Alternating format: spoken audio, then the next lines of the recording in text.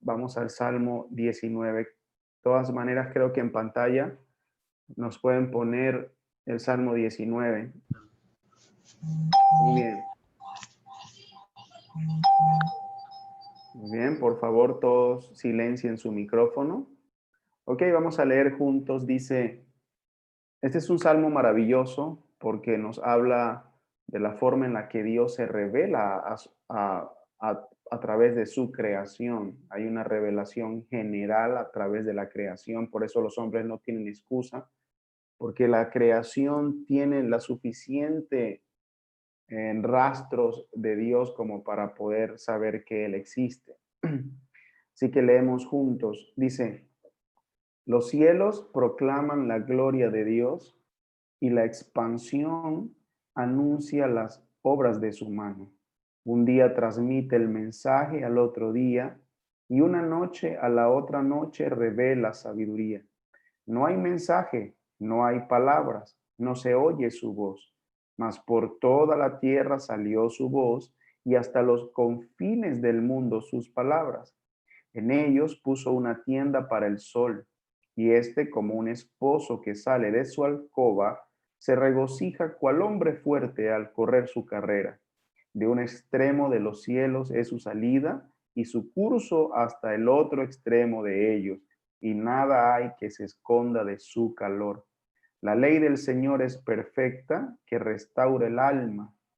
El testimonio del Señor es seguro, que hace sabio al sencillo. Los preceptos del Señor son rectos, que alegran el corazón. El mandamiento del Señor es puro, que alumbra los ojos. El temor del Señor es limpio, que permanece para siempre. Los juicios del Señor son verdaderos, todos ellos justos. Deseables más que el oro, sí, más que mucho oro fino, más dulce que la miel y que el destilar del panal. Además, tu siervo es amonestado por ellos. En guardarlos hay gran recompensa. ¿Quién puede discernir sus propios errores? Asuélveme de los que me son ocultos. Guarda también a tu siervo de pecado de soberbia, que no se enseñoreen de mí. Entonces seré íntegro y seré absuelto de gran transgresión. Sean gratas las palabras de mi boca y la meditación de mi corazón delante de ti, oh Señor, roca mía y redentor mío. Vamos a leer el 20 también.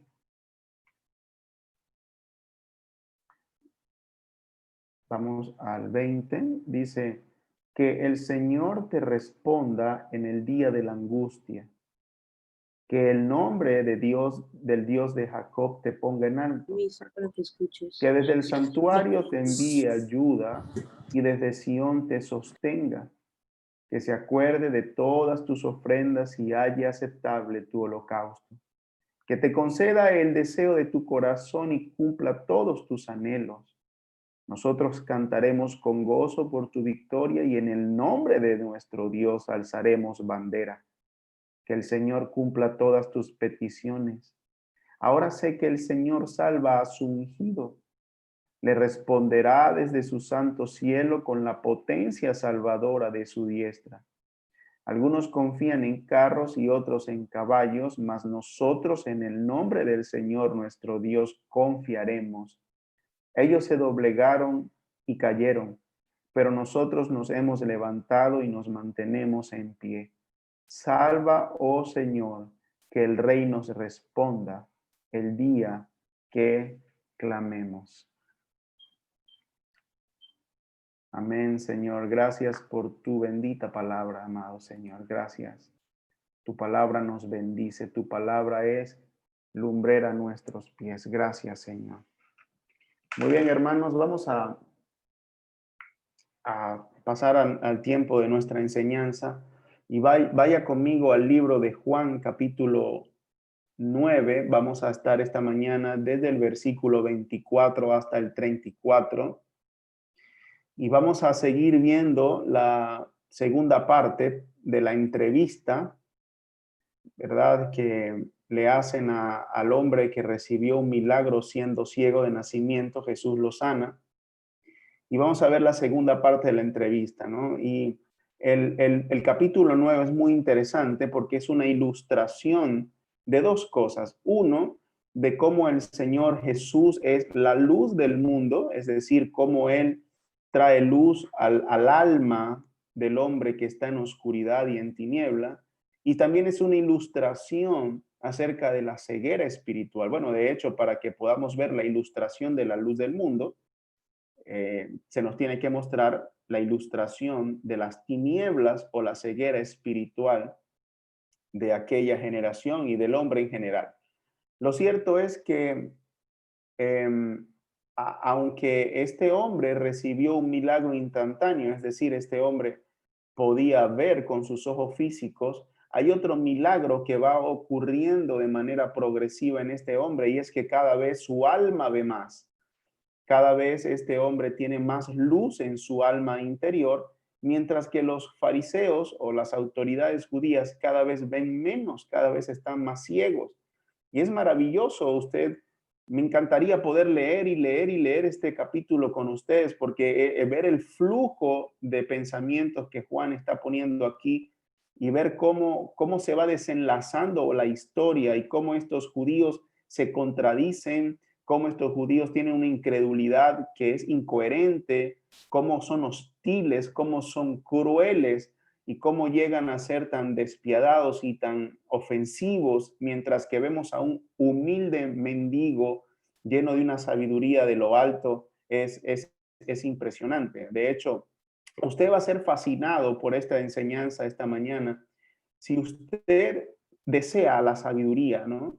Desea la sabiduría divina, esa sabiduría que Dios da. Usted va a poder ver a este mendigo, ¿verdad? Cómo está dotado de esa sabiduría y va a sentir el deseo también de tenerla. Y vamos a tener la esperanza, si el Señor le dio sabiduría a este hombre, también nos las puede dar a nosotros. De hecho, nos las va a dar a nosotros, ¿no? Lo otro que es importante mencionar, que siempre nuestros sermones deben ser cristocéntricos. De hecho, nuestros sermones son cristocéntricos. Sin embargo, es muy evidente, es muy notorio cómo desde el versículo 12 más o menos hasta el versículo 34, el Señor Jesucristo sale de la escena por completo. Es como si desapareciera de la escena y le concede el protagonismo a este ciego. No aparece Jesús por ninguna parte, sino ya tendríamos que esperar hasta el versículo 35 para ver a nuestro Rey glorioso en acción. Pero por lo pronto nos vamos a deleitar con este ciego y lo que el Señor Jesucristo está haciendo en su ausencia física. El Señor Jesucristo está obrando poderosamente en el corazón de este ciego. Eso es lo que vamos a ver. Así que vamos a leer el versículo, vamos a leer el pasaje, mejor dicho, y después te voy a ir explicando cómo vamos a abordar el tema. ¿Ok? Versículo 24, si le ponemos algún título a esta enseñanza, ¿verdad? Vamos a llamar la victoria del sabio mendigo. Y me costó ponerle el nombre, pero es que o del mendigo sabio mejor, ¿no? No el sabio mendigo, del mendigo sabio. Vamos a ver la victoria, el triunfo de este hombre ante las autoridades judías. Bueno, vamos a leer ahora, dice, por segunda vez llamaron al hombre que había sido ciego y le dijeron, da gloria a Dios. Nosotros sabemos que este hombre es un pecador. Note cómo, perdón que le interrumpa, pero note cómo estas autoridades judías se niegan a nombrar el nombre de Jesús. O sea, ellos no mencionan el nombre. Era tanto el odio y la aversión que tenían hacia Jesús que por completo rechazan la idea de nombrarlo, no lo nombran, no lo nombran, o sea, consideran que Jesús no es digno de que sus labios pronuncien su nombre. Y ahí podemos ver el ambiente tan tenso que se está viviendo en esta entrevista, ¿no? Pero ya vamos a ver más adelante. Versículo 25 dice, entonces él le contestó, mira, si es pecador, no lo sé. Una cosa sé, que yo era ciego y ahora veo. Le dijeron entonces, ¿qué te hizo? ¿Cómo te abrió los ojos? Él le contestó, ya os lo dije y no escuchasteis. ¿Por qué queréis oírlo otra vez? ¿Es que también vosotros queréis hacerse discípulos suyos?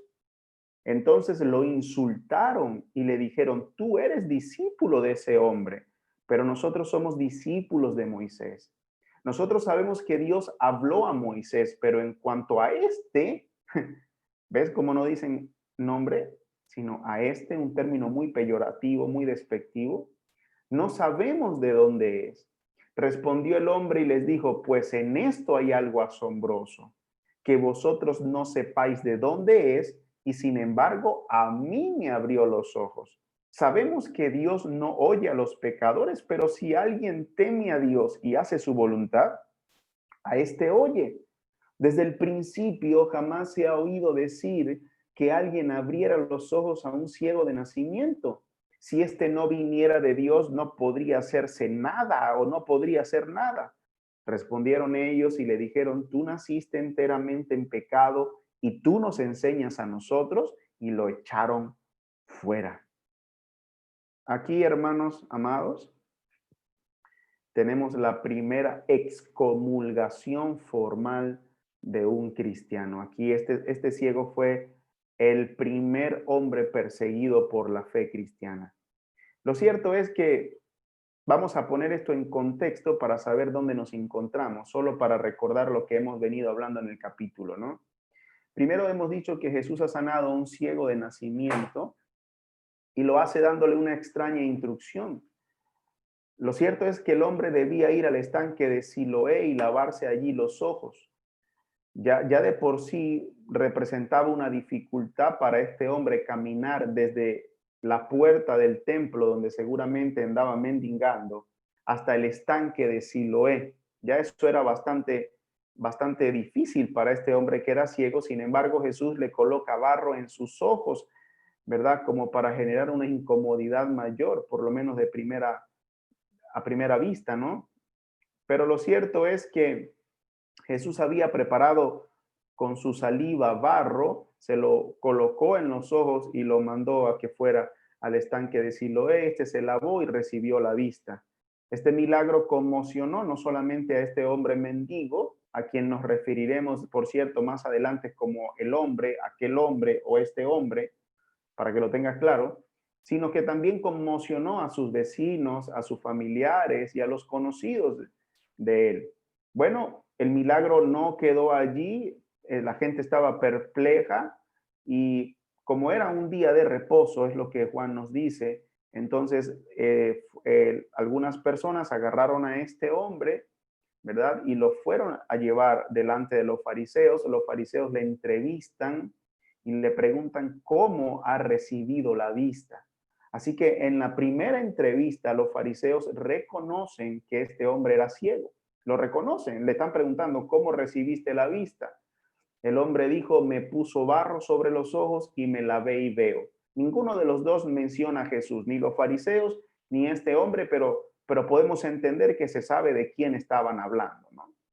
¿Verdad? A pesar de que este milagro era incuestionable, estos judíos se habían negado a creer, eran incrédulos, o sea, no estaban dispuestos a creer. Y en su desespero, Juan nos dice que intentaron encontrar alguna forma de contradecir o de que este hombre contradijera su propia confesión. Así que le preguntan de manera suspicaz, ¿qué dices tú de él? Ya que según tú, él te abrió los ojos. Ese es más o menos el sentido de las palabras de los fariseos. A esta pregunta el hombre le responde, es un profeta. Y aquí ya hemos empezado a ver el avance de la fe en el corazón de este hombre, porque al principio, cuando hablaba de Jesús, él se refería el hombre que se llama Jesús, y ahora aquí delante de las autoridades lo estaba mencionando como un profeta. Así que ahí vemos ya que este hombre viene avanzando en su fe. Sin embargo, como ya hemos dicho, las autoridades eran incrédulas y no estaban dispuestas a admitir el milagro y no estaban dispuestas a admitir que Jesucristo tenía algo que ver con ese milagro. Por lo tanto, llaman a los padres, o sea, aquí lo que hay es un proceso judicial. Esa es la manera en que el Antiguo Testamento pedía que estos jueces actuaran. Ellos llaman a los familiares, ¿verdad? Para que testifiquen al respecto. Los familiares están llenos de miedo, es lo que Juan nos dice, porque tenían miedo de ser expulsados. Esa era una posibilidad según el versículo 22. Así que ellos no respondieron a la pregunta crucial que le hicieron los fariseos: ¿cómo es que ahora ve? Ellos no respondieron a esa pregunta. Sin embargo, respondieron a las dos preguntas anteriores. La pregunta era: ¿este es vuestro hijo, el que nació ciego? Estas dos preguntas ellos le respondieron de esta manera. Ellos le dijeron: sabemos que es nuestro hijo y sabemos que nació ciego. Aunque la actuación de los padres en verdad deja mucho que decir, hubiésemos esperado, por gratitud a lo que Jesús había hecho por su hijo, una defensa mejor. Lo cierto es que tenían miedo, y la respuesta, aunque fue un poco escurridiza, le ocasionó bastante problemas a los fariseos, porque de hecho les puso el caso mucho más difíciles a estas autoridades, porque en efecto habían corroborado que este muchacho había nacido ciego, así que sea lo que sea que haya pasado, ocurrió un milagro porque no veía. Así que lo que a ellos se les faltó fue decir que había sido Jesucristo el que los había sanado. Sin embargo, ya se le habían puesto bastante difícil a los fariseos, porque en efecto dijeron: él nació ciego. Así que ya los fariseos no podían negar el milagro, porque en efecto ya las averiguaciones daban por hecho que había un milagro. Así que lo que ahora ellos tenían que hacer era aplicar todo su conocimiento, toda su capacidad intelectual y toda su crueldad para negar que Jesucristo tuviera algo que ver con el milagro, ¿verdad? Y es así, en este contexto, como ellos llaman a un segundo interrogatorio, que suena mejor que entrevista, porque interrogatorio le da el sentido más judicial que el texto nos quiere enseñar, ¿verdad? Así que en la siguiente parte vamos a ver este interrogatorio, vamos a ver cómo la fe del hombre se va agudizando, se va llenando de osadía y tiene un denuedo inusual para hablar acerca de lo que Jesucristo hizo por él.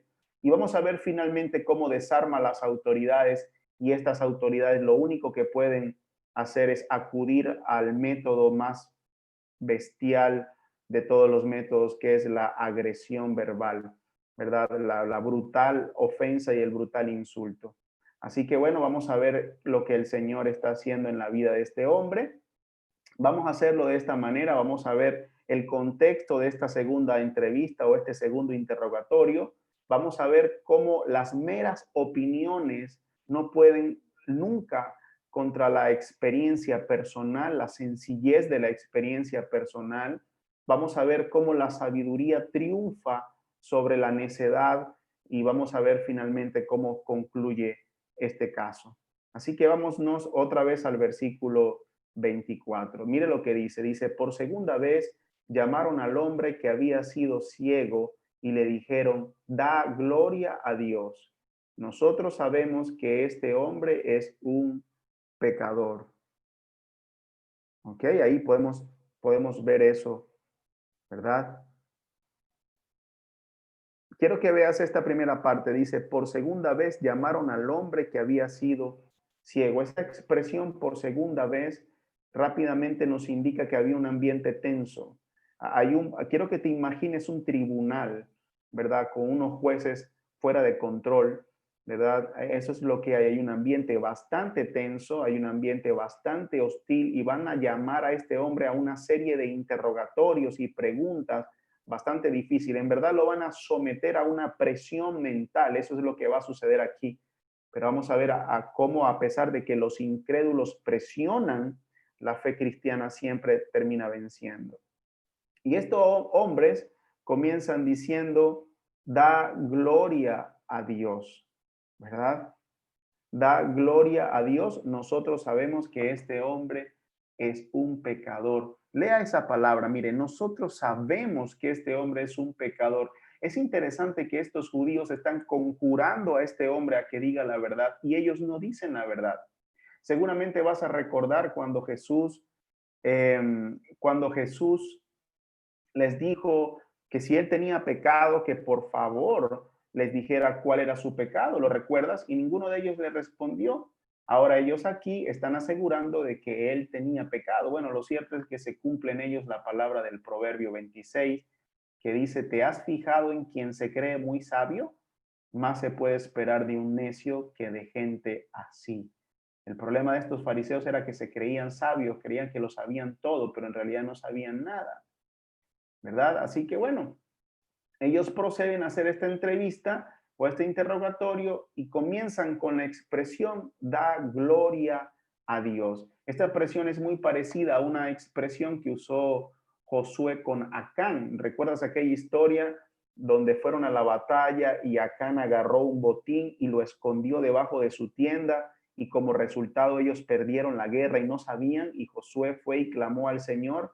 Bueno, cuando el Señor le dio dirección a Josué de lo que tenía que hacer, ¿verdad? Mira lo que Josué le dice. Josué le dice en el capítulo 7, versículo 19, le dice, hijo mío, da gloria a Jehová, el Dios de Israel, y dale alabanza y declárame ahora lo que has hecho, no me lo encubras. Así que en los tribunales, esta expresión da gloria a Dios se utilizaba para presionar a una persona a que dijera la verdad, ¿verdad? Y en este caso específico, en los labios de estos fariseos, estas palabras cobran un sentido como este, solo para que entendamos. Estos fariseos estaban diciéndole a este hombre algo como esto: dale alabanza y gloria a Dios por lo que te ha sucedido y no mientas al testificar que fue ese Jesús quien te sanó a ti. Vuelvo y digo, ellos no podían negar el milagro, así que ahora ellos le están diciendo a este ciego, ok, recibiste un milagro, pero no fue Jesús el que te sanó, ¿verdad? Vamos a ver, es como si estos hombres le están diciendo algo como esto. Está bien, hombre, está bien. Tú naciste ciego y ahora ves. Es verdad que Jesús te colocó barro en los ojos y te mandó al Siloé. No hay nada extraordinario en eso. Pero tú debes saber que cuando tú te lavaste, fue Dios el que se compadeció de ti y te sanó. Así que el milagro nada tiene que ver con ese hombre. Tú debes dejar de andar diciendo que fue ese hombre el que te sanó. Tú tienes que asegurarle a la gente cuando te pregunten que fue Dios el que te sanó. Dale gloria a Dios porque aquel hombre es pecador. Y si es pecador, no puede venir de Dios. Por lo tanto, este milagro no pudo haber sido hecho por él. Eso es más o menos lo que estos jueces están intentando decirle a este hombre. Están tratando de evadir su fe, tratando de que niegue de que Jesucristo fue el autor de este milagro, ¿verdad? Ellos consideraban que Jesucristo era pecador, aunque Jesucristo les dijo, bueno, si yo he pecado, ¿verdad? Demuestren, prueben que yo tengo pecado. Pero lo cierto es que Marcos 15:28 nos dice que esto tenía que ser así, que tenía que ser contado entre los transgresores. Y de hecho es una referencia clara a Isaías 53:8, porque en Isaías 53:8 el profeta dice que se le asignó un sepulcro con los malvados y murió entre los malhechores, aunque nunca cometió violencia alguna, ni hubo engaño en su boca. Por lo tanto, es necesario que esto ocurriera, que ellos desacreditaran la obra de Jesucristo y lo consideraran a él más bien como un malhechor. ¿Qué podemos ir aprendiendo aquí de a nuestra vida diaria? ¿Qué podemos ir aplicando a nuestra vida? Bueno, rápidamente podemos ver que los incrédulos o que el mundo incrédulo por lo general usa la misma línea de estos fariseos. Los incrédulos se niegan a creer los hechos y cuando ya no pueden negar los hechos, se niegan a darle la gloria y el mérito a Jesucristo. En realidad, hermanos, el mundo está enemistado con Cristo. El mundo y Cristo no tienen ninguna alianza, no la pueden tener. Y aquí vemos claramente cómo los fariseos ejemplifican muy bien un corazón incrédulo. Ahora, cuando vemos a los incrédulos tener buenas opiniones acerca de Jesús, cuando vemos a los incrédulos tener buenas opiniones acerca de nuestra fe, es porque evidentemente no están abrazando la plenitud de la verdad y ellos han agarrado cuestiones de Jesús que les convienen o que les favorecen o que no les suenan ofensivas. Pero cuando se les revela Cristo verdaderamente, cuando se les revela las demandas del evangelio verdaderamente, entonces allí es cuando la hostilidad y la crueldad hacia los cristianos se desata. Y es más o menos lo que la gente, algunos hermanos en Cristo han venido anunciando últimamente, ¿no? Muchos cristianos hoy han tomado el camino de la diplomacia, han tomado el camino de la vida políticamente correcta para mantener esa fiesta en paz entre ellos y el mundo. Y muchas veces nuestra conciencia nos redarguye en este sentido. Muchas veces tenemos que ser conscientes que hemos tenido que negar en cierta manera al Señor para poder llevar la fiesta en paz con ciertas personas o con ciertas relaciones o lo que sea, ¿no? Pero si nos tocase tomar una postura, ¿verdad? Entonces se desataría una hostilidad hacia nosotros. Pero lo cierto es que debemos pensar, porque Jesús no fue diplomático ni fue políticamente correcto. Él por nosotros asumió todas las consecuencias. Por lo tanto, en este tiempo, mis amados hermanos, se nos está llamando a dejar de ser políticamente correctos y a tomar una posición seria por nuestro Señor, porque nuestro Señor la tomó por nosotros. Así que aquí vemos el ambiente hostil, un interrogatorio, mucha presión. Quieren agotar a este hombre mentalmente, quieren agotarlo emocionalmente, quieren acabar con su pequeña semilla de fe, quieren torcer el milagro. Hermanos, eso es lo que el mundo hace con cada uno de nosotros, ¿no? Así que tengamos eso en mente. Ahora vamos a ver el versículo 25 y aquí comenzamos a ver las meras opiniones versus la propia experiencia. Estos fariseos están diciendo, ese hombre es pecador. Mire la respuesta del mendigo. La respuesta del mendigo es, si es pecador, ahí está, usted lo puede ir leyendo. Si es pecador, no lo sé. Una cosa sé, que yo era ciego y ahora veo. Permíteme, estas palabras están muy claras, pero permíteme darle un sentido a esto. Es como si este hombre ciego les está diciendo algo así, mire, no me interesa su interminable discusión sobre la procedencia de Jesús, no me interesan sus meras opiniones, no me interesan sus conceptos, todo eso pierde fuerza ante el siguiente hecho. Yo era ciego y ahora veo. Y ustedes no pueden explicar eso. Ustedes andan diciendo que no saben de dónde viene, ustedes andan diciendo que él es un pecador, ustedes están diciendo muchas cosas, hay mucha teoría en lo que está diciendo, pero hay un caso real que me ha ocurrido. Yo era ciego y ahora veo. Qué maravilloso, hermanos. Y ahora, permítame aplicar esto a nuestra vida. ¿De qué manera podemos identificarnos con este ciego? De dos maneras. De dos maneras. Vamos a aplicar esta parte del texto a nuestra vida de dos maneras. Número uno, aquí podemos ver la transformación del evangelio. Acuérdate que te he dicho que el milagro de este ciego es, es una ilustración también de la obra salvífica, pero aquí podemos ver claramente el impacto que produce el evangelio en una persona. Mira, el mundo puede, y de hecho lo hace, puede refutar cada una de nuestras verdades acerca del evangelio, puede contradecir todo lo que decimos, puede ponernos en escarnio público, puede intentar imponer sus propias verdades sobre nuestras verdades. Sin embargo, hay algo que el mundo jamás puede contradecir, hay algo que el mundo jamás puede negar, y es nuestra transformación.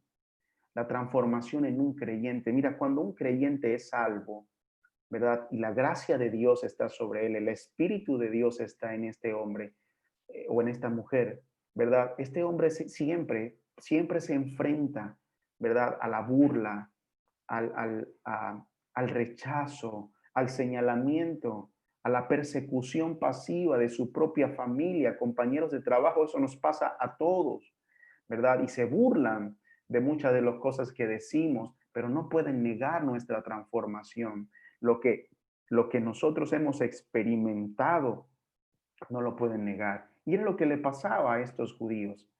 Estos judíos estas autoridades estaban diciéndole, ese es un pecador, nadie sabe de dónde viene, ha roto el sábado, el día de reposo, no puede venir de Dios, y comenzaron a darle una serie de silogismos a este hombre, y este hombre dice, mire, ¿sabe qué? Usted tiene mucha teoría, pero algo sucedió en mí y no lo puedo negar. Yo no veía y ahora veo. Así de sencillo, y así ocurre en nuestra vida. El mundo no puede negar esa poderosa transformación que ha ocurrido en una prostituta, en un ladrón, en un hombre de vicios, en un fornicario, y ahora tú lo ves y es un manso adorador. El mundo está fascinado por la belleza de esta creación y está fascinado por el amor al dinero y por el amor al poder y por todo el éxito que este mundo ofrece, mientras que los verdaderos cristianos cantan aquel salmo que dice, ¿a quién tengo yo en los cielos sino a ti? Y fuera de ti nada deseo en la tierra. Mi carne y mi corazón pueden desfallecer, pero Dios es la fortaleza de mi corazón y mi porción para siempre. Pedro lo decía en su carta, él decía, el mundo no entiende por qué nosotros no corremos tras sus disoluciones. John Piper decía que esta creación es hermosa para que nosotros, los hijos de Dios, le enseñemos al mundo que nuestro deleite no está en esta creación, sino en Dios. Que aunque esta creación es hermosa, nuestro deleite está en un Dios que es mucho más hermosa.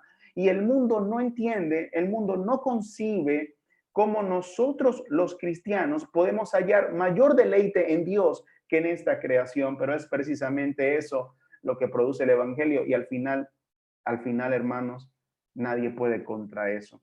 Mira el nuevo creyente. ¿Recuerdas cuando tú eras nuevo creyente, cuando creíste por primera vez? ¿Recuerdas? No sabías explicar lo que había pasado. No conocías todo el Evangelio como quizás lo conoces ahora, ¿verdad? Y no podías dar respuesta a todas las preguntas que te hacían, y no podías, ¿verdad?, defender tu fe ante la burla y ante el trato que te daba la gente, pero algo había ocurrido en ti. Tú no lo sabías explicar, pero lo estabas sintiendo, y muchas veces, de hecho, por lo general suele suceder así, ¿verdad? No sabemos explicar con palabras, pero sentimos, ¿verdad?, que el Señor nos ha salvado. Así que aquí podemos ver la transformación del Evangelio, esa primera aplicación. Este hombre no entendía las teorías de los judíos, pero algo había ocurrido en él, ¿verdad? Lo otro que podemos advertir rápidamente es la sabiduría de este hombre. Usted lee conmigo y usted llegará a la conclusión de que este mendigo como que no era cualquier mendigo. Vamos a estar claros, esta es una respuesta muy interesante. Además, este hombre está parado frente a los jueces más prominentes de su nación. Acuérdate que este pobre pordiosero se encuentra frente a frente con la cuna del intelectualismo religioso de su época, está frente a los fariseos. Sin embargo, destaca la firmeza. Este hombre lleva la pelea ganada con las propias palabras. Este mendigo no es cualquier mendigo. Bueno, y es que un mendigo salvo vale más que todos los reinos juntos de esta tierra. Hermano, mira, solo para tener un comentario aquí, ¿no? Mucho se ha dicho en los últimos años de que el cristianismo es solamente gente ignorante. Sueles escuchar gente o el mundo diciendo, ahí van los mente débiles, los santos, santos, santos, ahí van los, por mi culpa, por mi culpa, por mi culpa. Mira, antes era borracho y ahora y que es pastor. O mira, después que andaba por allí chupándose todo el guaro, ahora y que es evangélico. Ahí van, ahí van.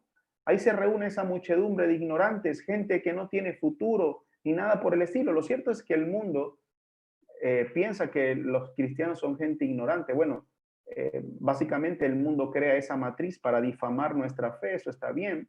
Y por otra parte, en verdad, muchas veces algunos hermanos se han ganado ese título por su propio descuido del estudio de la escritura, ¿no? Pero lo cierto es que el verdadero cristianismo siempre ha sido notable. El verdadero cristianismo siempre ha sido notable en la formación de personas sabias. De hecho, nuestra Biblia promueve la búsqueda de la sabiduría divina. Nuestra fe cristiana nos dice que fuera de la sabiduría no hay virtud. Nuestra fe cristiana nos dice que en la ignorancia no hay ninguna virtud. La virtud está en el conocimiento de aquel que nos amó, en el conocimiento de Dios único y verdadero. De hecho, ¿recuerdas en el libro de Hechos, capítulo 4, versículo 13? ¿Te acuerdas de de Juan allí y Pedro predicando? ¿Qué dijeron las autoridades al escuchar a Pedro y Juan?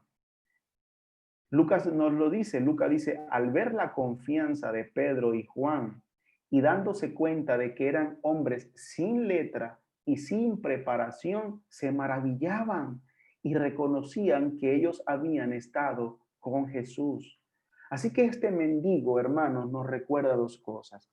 Uno, que aunque no tenemos todas las preguntas o todas las respuestas a las preguntas, lo cierto es que el mundo nunca va a poder negar el impacto que el evangelio produce en un corazón regenerado. Y lo segundo es que siempre que hemos sido salvos, el Señor nos da sabiduría, una sabiduría inusual para defender el evangelio. Muy bien, así que aquí vemos cómo las meras opiniones han sido destrozadas completamente por la experiencia, ¿verdad?, de este mendigo.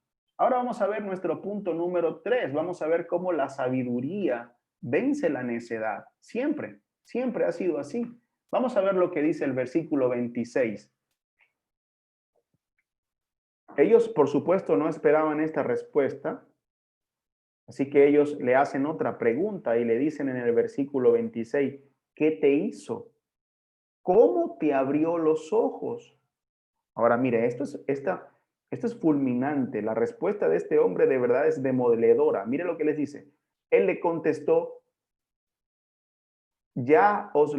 perdóneme, yo tengo que ponerle ironía a esto porque este hombre utilizó una ironía destructiva para acabar con los argumentos de estos fariseos. Así que yo le voy a poner esto, el sentido irónico. Él le contestó, ya os lo dije y no escuchasteis. ¿Por qué queréis oírlo otra vez? ¿Es que también vosotros queréis haceros discípulos suyos? Esto es retórica formidable, hermanos. Estas preguntas en griego están cuidadosamente formuladas. Bueno, en español también se ven, pero son preguntas retóricas que esperan una respuesta negativa, pero que no abandonan del todo la posibilidad de que estos hombres le dijeran que sí. Es como si este mendigo, escúchalo, este mendigo ciego les está diciendo, ¿se quieren hacer sus discípulos? No, ¿verdad? ¿O sí? En realidad esto tuvo que haberlos desplomado y fue una pregunta irónica y muy humillante. Mira que hasta ahora estos hombres se han abstenido de nombrar el nombre de Jesús, han omitido su nombre. El odio era tan grande que el simple hecho de nombrarlos le producía náuseas. Ahora tienen aquí un mendigo frente a la Corte Suprema judía diciéndoles de forma irónica y retórica, ¿ustedes quieren hacerse sus discípulos o qué les pasa? Mira, vamos a ver el versículo 28, porque aquí vemos rastros de sabiduría divina. Aquí hay un denuedo del Espíritu Santo para hablarle a estos hombres de esa manera. En el versículo 28 vemos la triste respuesta. Entonces le insultaron. Sí, la cuna intelectual, la cuna científica y religiosa de su época proceden a una arma muy baja, el insulto. Y le dijeron, tú eres discípulo de ese hombre, pero nosotros somos discípulos de Moisés. Ese es el problema, la arrogancia de estos hombres. En el versículo 29 les dice, nosotros sabemos que Dios habló a Moisés, pero en cuanto a este, no sabemos de dónde es. Hermano, mira, vamos, las palabras en verdad no, las palabras en el español no nos ayudan mucho en este caso. Y, y seguramente mi lengua es torpe para expresar todo lo que aquí está pasando. Pero déjame decirte algo, que hay una palabra interesante y es insultaron. Esa palabra nos confirma el ambiente tenso, hostil y agresivo al que este mendigo se estaba enfrentando. El término griego es loidoros, y este término básicamente lo que significa es decir cosas duras, agresiones verbales, insultos. Esto es injuriar, esto es escupir a la cara declaraciones amargas o de mal gusto. Son palabras insultantes, mezquinas y que desmoralizan. Estos tipos estaban humillando a este mendigo. Ahora, hay algo interesante, mira, vamos a volver otra vez al versículo 28. Quiero que lo pongas en pantalla un momento para que lo veas conmigo. Mira, mira lo que dice. Entonces lo insultaron. Es decir, yo le voy a dar sentido a esto. A ver, entonces lo insultaron. Le escupieron toda clase de declaraciones amargas y de mal gusto. Lo injuriaron, lo agredieron verbalmente, y cuando se les habían acabado todas las ofensas, cuando se les habían acabado todas sus humillaciones, entonces procedieron a la mayor de las ofensas. Tú eres discípulo de ese hombre. No sé si lo logran ver, pero aquí vemos el odio despiadado de los fariseos hacia Jesús. Y podemos ver, hermanos, el odio despiadado del corazón humano hacia Jesús. Sabes, los fariseos solamente son una referencia a un corazón incrédulo. Cualquier corazón incrédulo se identifica aquí. Ellos lo insultaron y después, cuando se les acabaron las palabras, utilizaron el peor de los insultos. Tú eres discípulo de ese hombre. Nosotros somos discípulos de Moisés. A ver, mira, hermano, ¿qué le pasa a estos judíos? Ya ellos, ya ellos habían dicho que eran hijos de Abraham. Y te acuerdas que Jesús les respondió: si soy hijos de Abraham, haced las obras de Abraham. Pero ellos no hacían las obras de Abraham. Ahora ellos dicen que eran discípulos de Moisés. ¿Y cuál es el argumento que ellos dan? Pues ellos dicen: nosotros sabemos que Dios habló a Moisés. Pero señores, el hecho de que ellos supieran que Dios les habló a Moisés no significa que ellos ya eran discípulos de Moisés. Eso no los hacía verdaderos discípulos. Si ellos no obedecían lo que Moisés escribió, no podían ser verdaderamente discípulos de Moisés. De hecho, si ellos hubieran sido verdaderos discípulos de Moisés, ellos hubiesen obedecido lo que Moisés escribió y por lo tanto ellos hubiesen creído en Jesucristo.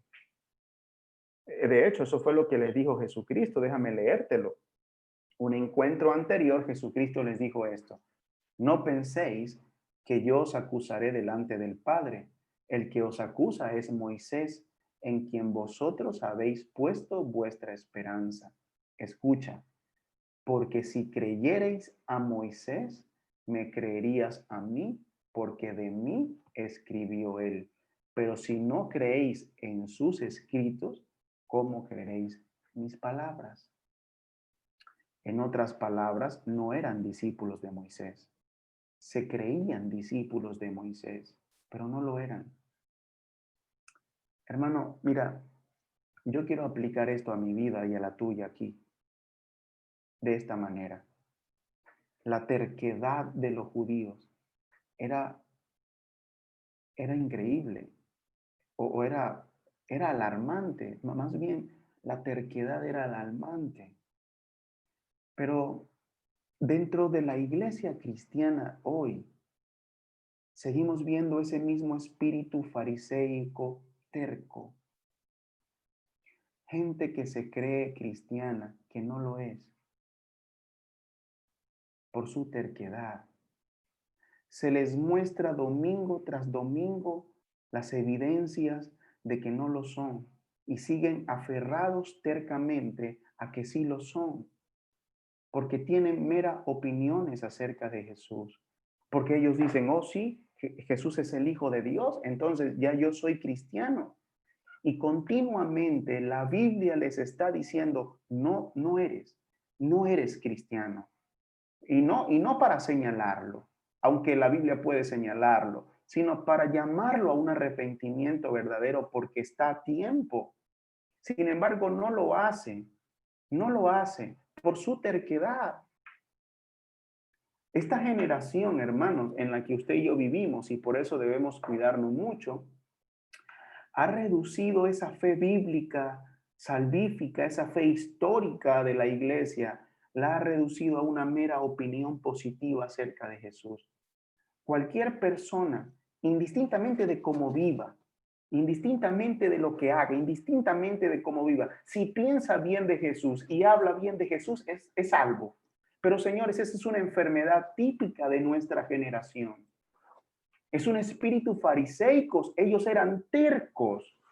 Ellos decían, nosotros somos hijos de Abraham, nosotros somos descendientes de Abraham, nosotros somos hijos de Dios. Ahora están diciendo aquí, nosotros somos discípulos de Moisés. Y Jesús se lo decía, no lo son, no lo son. Hay mucha gente que nos escucha, que la Biblia le está diciendo, ustedes no lo son. Arrepiéntanse y conviértanse de corazón. Pero nosotros decimos, no, no, no, por favor, no es mi caso. Y yo sí soy creyente. Tengamos mucho cuidado, hermanos. Examinemos continuamente nuestra fe. Hermano, mira, yo no voy a dejar nunca de decírtelo. No confíes en que naciste en un hogar cristiano.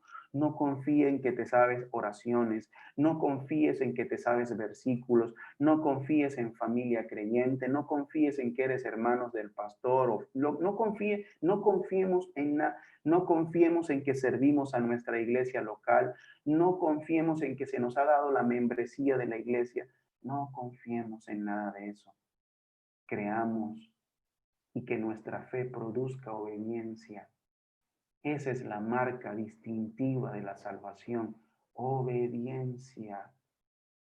Mira lo que Jesús dijo.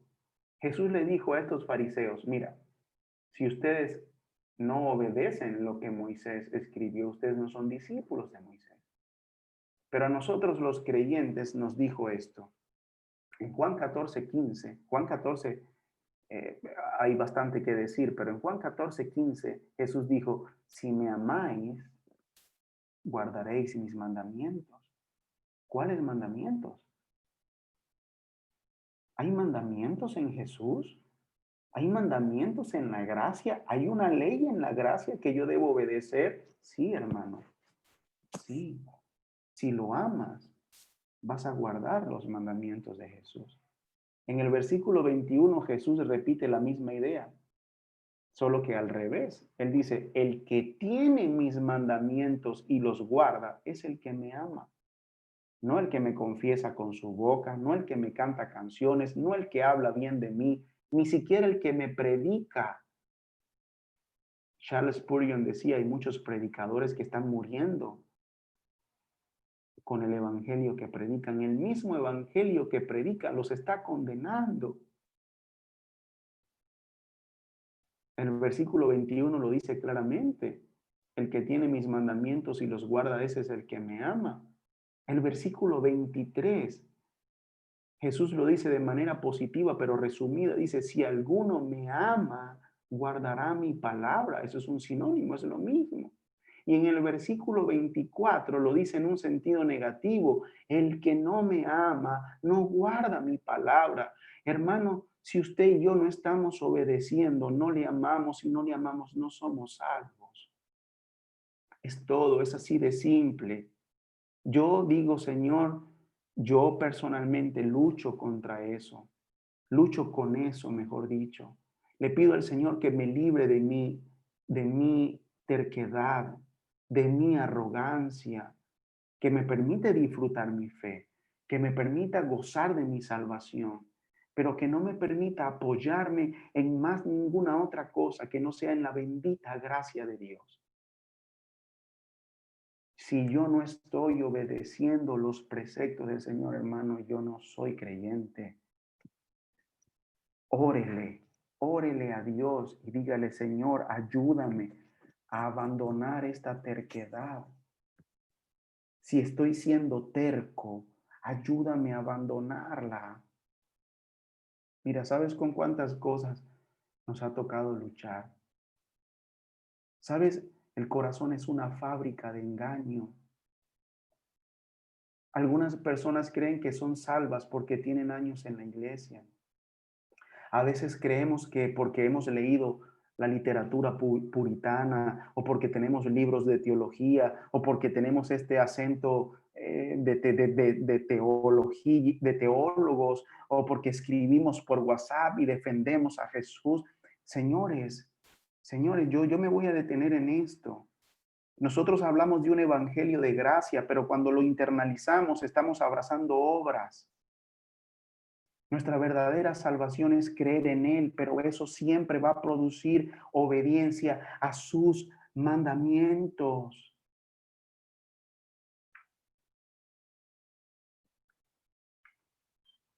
De hecho, Juan tuvo que haber estado impactado por lo que Jesús dijo en Juan 14, porque en su primera carta pastoral, Juan dijo esto, y en esto sabemos que hemos llegado a conocerle si guardamos sus mandamientos.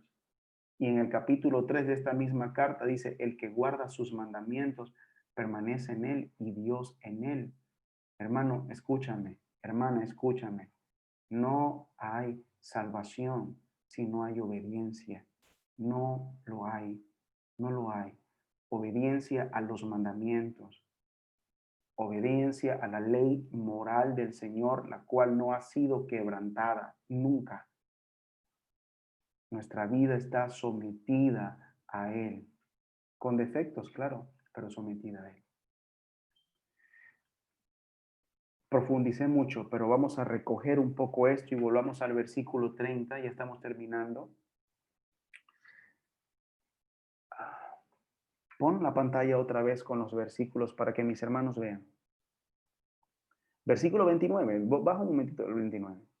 Nosotros sabemos que Dios habló a Moisés, pero en cuanto a este, no sabemos de dónde es. Mentirosos, judíos, incrédulos y mentirosos.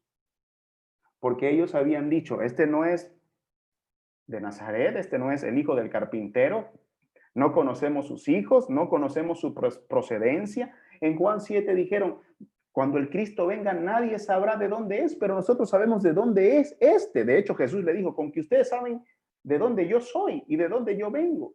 Pero ahora ellos están diciendo, nosotros no sabemos de dónde es. Esta incredulidad acomodaticia, esta actitud incrédula, el corazón es bien malo. Pero bueno, aquí vemos algo interesante. Vamos a ver, el versículo 30 dice, el hombre les dice, pues en esto hay algo asombroso. Yo no puedo quitarle la ironía, de verdad, yo no puedo quitarle la ironía a estas palabras. Dice, sabemos, versículo 30 dice, pues en esto hay algo asombroso, que vosotros no sepáis de dónde es, y sin embargo a mí me abrió los ojos. Este hombre estaba asombrado. Esta palabra nos habla del ánimo que el hombre tenía. Esta palabra alude a una sensación, por decirlo de alguna manera, dramática, de asombro, que estaba llevando a este hombre a abrazar esas emociones profundas. Señores, este hombre estaba feliz, felizmente asombrado de lo que Jesús estaba haciendo en él y también estaba profundamente asombrado de la incredulidad y de la mentira de estos judíos, de estas autoridades judías. ¿Ah?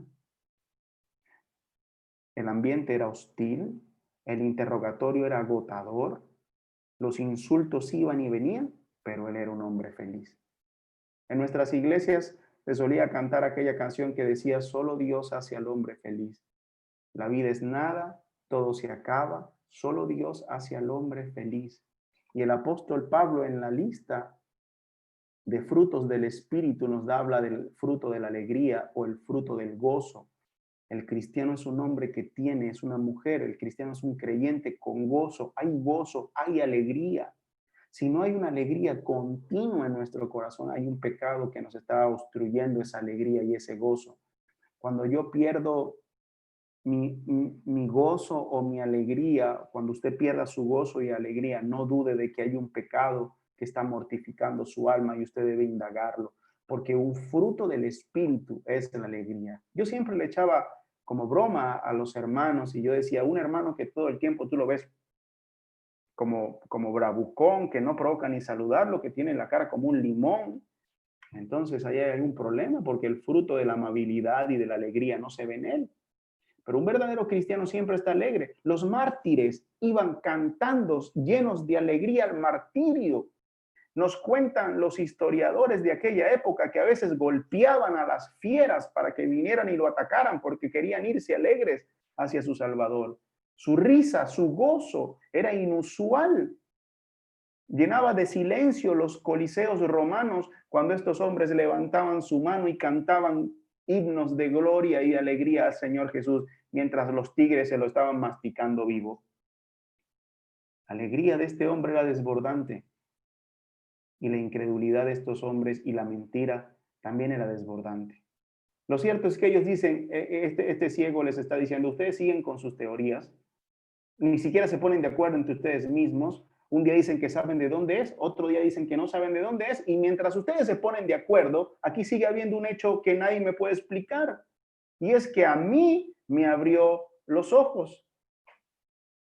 Y ahora aquí vemos el clímax de la sabiduría, y el hombre presenta una figura que se llama silogismo. Los judíos ya le habían presentado un silogismo a este hombre y él se las destruyó, pero ahora él les proponía un silogismo que los destruyó a ellos. Para los que no saben lo que es un silogismo, silogismo es, a ver, son dos ideas, ¿verdad? Que cuando se unen esas dos ideas conduce a una conclusión. Eso es lo que vamos a ver aquí. Vamos a ver el silogismo sabio de este mendigo. Miren lo que el mendigo les dice. Sabemos que Dios no oye a los pecadores. Esa es la primera premisa. Pero si alguien teme a Dios y hace su voluntad, a este oye. Esa es la segunda premisa. Desde el principio jamás se ha oído decir que alguien abriera los ojos de un ciego de nacimiento. Tercera premisa. Por lo tanto, en conclusión, si Jesús no viniera de Dios, no podría hacer nada. Eso es una cátedra de Biblia. Los hombres le usaron este silogismo. Los judíos le usaron este silogismo por allá por el versículo 16. Le dijeron, este hombre no viene de Dios porque no guarda el día de reposo. Ese es el silogismo que ellos dijeron. Por lo tanto, Dios no lo pudo haber escuchado a él. Ese era el silogismo.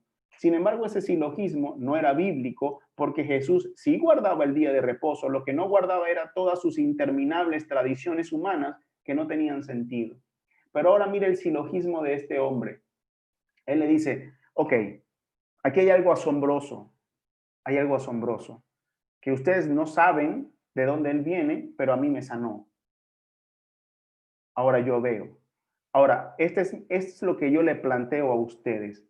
Primero, sabemos, mira cómo se incluye él allí, dice, sabemos que Dios no oye a los pecadores. Eso es bíblico, porque en Job 27, 8 y 9, Job dice, porque ¿cuál es la esperanza del impío cuando es cortado, cuando Dios reclame su alma? ¿Oirá Dios su clamor cuando venga sobre él la angustia?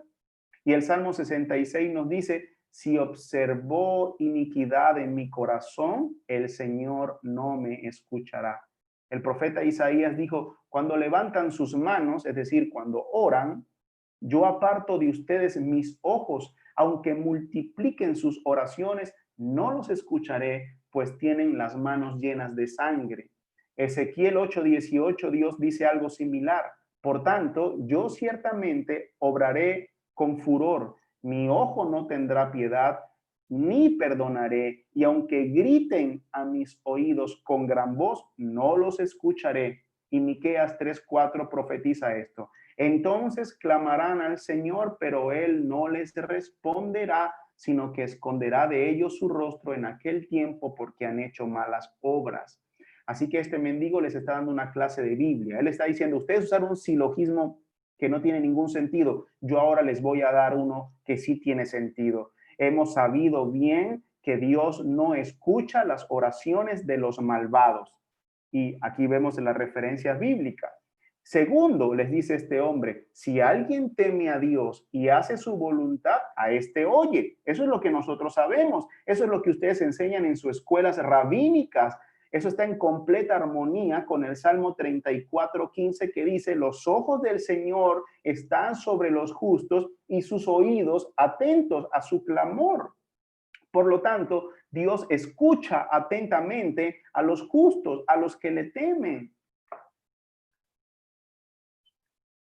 Tercero, le está diciendo este hombre, desde el principio, que eso significa algo como desde el comienzo del mundo, jamás se ha oído decir a alguien que abriera los ojos a un ciego de nacimiento. Él les está diciendo, no hay ningún registro en todo el Antiguo Testamento de que un hombre haya sido sanado de ceguera de nacimiento. Y eso también está en consonancia con la Escritura porque no hay ningún caso. Así que dicho todo esto, le dice el hombre, dicho todo esto, yo no puedo llegar a ninguna otra conclusión que esta. Si Jesús no viniera, si Jesús no fuera enviado por Dios, no podría hacer nada.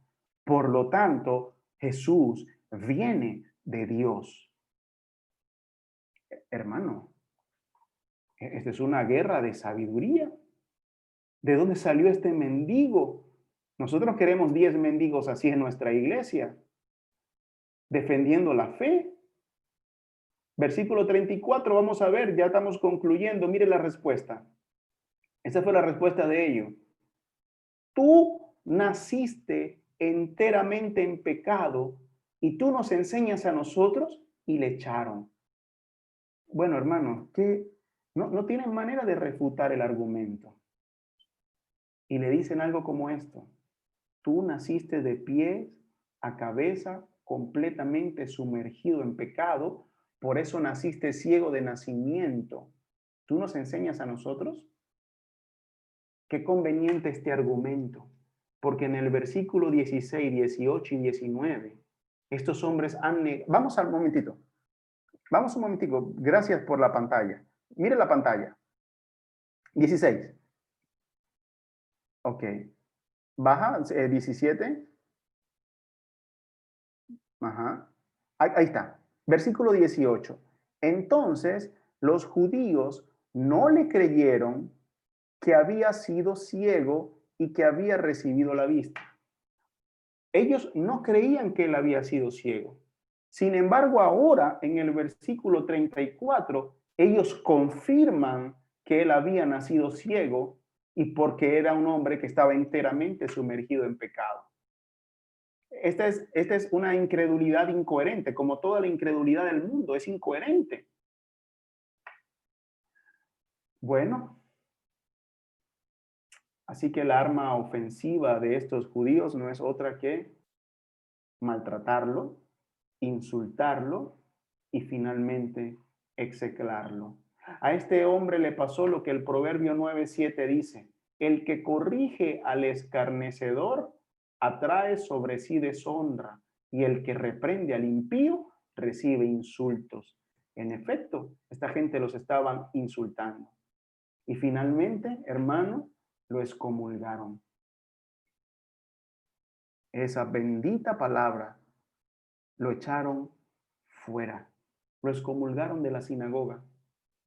Habían dos clases de excomulgaciones en aquella época, o de excomuniones, una temporal y otra definitiva, que era una execración, era una maldición que apartaban a la persona del pueblo, de la vida social judía, y también lo apartaban del mismo Dios. No sabemos cuál fue el caso de este hombre, pero lo cierto es que al final el Señor hizo que todo obrara para bien, porque la historia no termina ahí. La historia la vamos a ver la semana pasada. Este hombre termina a los pies de Cristo adorándole como su Señor. Así que bendita la excomunión de este hombre que los llevó a los pies de Cristo. Bendito el problema, bendita la enfermedad, bendita la situación que te lleva a postrarte y adorarte a Cristo como tu único Señor y Salvador. Pon la cámara, por favor. Mira, Yo voy a terminar concluyendo el tema de esta manera. Este hombre fue excomulgado y podemos considerarlo como el primer hombre perseguido en la historia del cristianismo. Pero no fue el único, ni será el último, porque la fe cristiana siempre ha sido una fe perseguida. De hecho, en el libro de Hechos capítulo 1, Jesús les dice a sus discípulos, pero recibiréis poder cuando el Espíritu Santo venga sobre vosotros y me seréis testigos en Jerusalén, en toda Judea, Samaria y hasta los confines de la tierra. Y me seréis testigos. La palabra testigos allí es la palabra martus, de donde viene el término mártir. ¿Sí? Un testigo de Cristo es un mártir. Un mártir es una persona que finalmente sella con su sangre, con su muerte, la fe que profesa en Cristo. Hermano, este hombre, frente a esta audiencia judía, a esta Corte Suprema, nos recuerda que por naturaleza todos somos mártires en Cristo. Quizás no todos nos toque morir, aunque 8 cristianos al día mueren por tu fe y por la mía. 8 cristianos al día están muriendo en el mundo entero por Cristo. Incontables mujeres violadas, niños abusados y maltratados, gente pasando hambre, con casas quemadas, presos y perseguidos de manera hostil por tu fe y la mía. Sin embargo, es probable, porque la historia así lo ha demostrado, que no todos muramos por Cristo, que no todos tengamos que sellar nuestro testimonio con sangre, pero en cierta manera todos podemos ser mártires en el mundo en el que nos rodeamos. El esposo que me está escuchando, nosotros como esposos podemos ser mártires en nuestro hogar, muriendo al yo, atendiendo a nuestra familia, amando a nuestras esposas, a nuestros hijos, sirviendo en el hogar, enseñando a nuestra familia. Es probable que se nos haya enseñado que nuestra casa es un palacio y que tú eres un rey y tu esposo es una reina. Y está bien si tienes la concepción del hogar de esa manera, pero el equilibrio es que también eres un mártir y que para sentarte en un trono, primero necesitas ponerte una corona de espinas.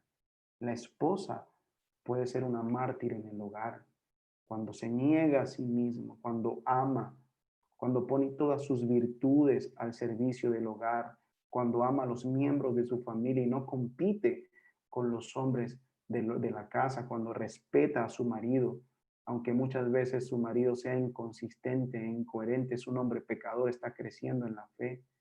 Nuestros niños, los jóvenes cuando luchan contra el mundo. El amor al dinero no es una matanza interna, no tenemos que morir por dentro para dejar la vida de fama, de poder que este mundo ofrece y que no lleva a ninguna parte. En el fondo todos somos mártires. En el fondo todos somos mártires. Recuérdenlo, es una vida de autonegación, no es una vida de autorrealización.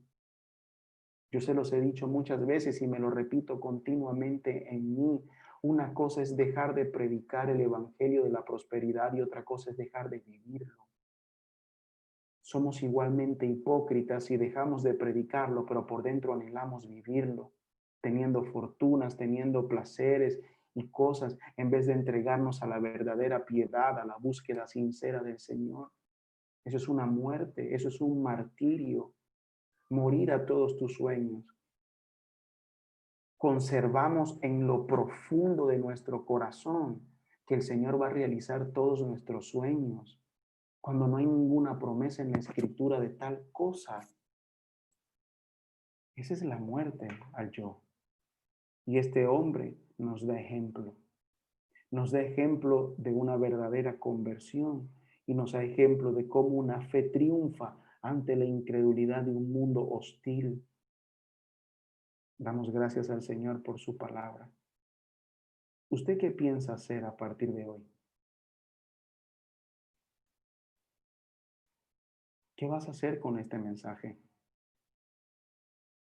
Hay muchos personajes con los cuales te puedes identificar en esta historia. ¿Quién vas a ser tú?